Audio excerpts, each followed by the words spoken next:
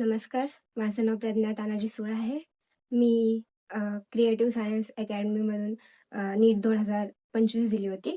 मी 11th-12th creative science अकॅडमीमधून केली आणि माझ्या फर्स्ट अटेम्प्टमध्ये मला 503 गुण मिळाले आणि मला गव्हर्नमेंट मेडिकल कॉलेज परभणी येथे ॲडमिशन मिळालं.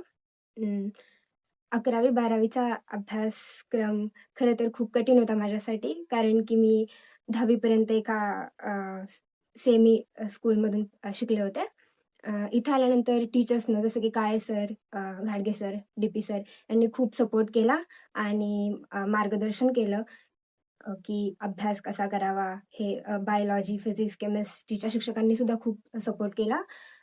11वी-12वीमध्ये शिकत असताना मी अभ्यासामध्ये नेहमी कंटिन्युटी ठेवली. मी एकही दिवस गैरहजर नव्हते आणि ह्याचंच फळ आज मला मिळालं आहे आणि आई-वडिलांच्या आणि शिक्षकांच्या सुद्धा कष्टाचं फळ म्हणून मी आज एका गव्हर्नमेंट मेडिकल कॉलेजमध्ये शिकत आहे. आत्ता जे विद्यार्थी शिकत आहेत 11वी म्हणा, 12वी किंवा रिपीटर्समध्ये त्यांच्यासाठी फक्त एकच सांगते, की त्यांनी अभ्यासामध्ये कंटिन्युटी ठेवा. म्हणजे लेक्चर्स मिस करू नका आणि शिक्षकांसोबत जेवढा होऊ शकतो तेवढा जास्त संवाद साधण्याचा प्रयत्न करा.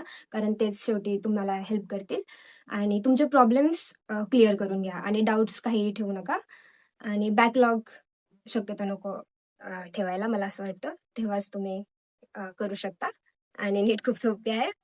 नक्कीच तुम्ही प्रयत्न केला तर होऊन जाईल. Thank you to creative science academy, घाडगे सर, काळे सर, माझा सर्व शिक्षक staff, DP sir. Thank you so much.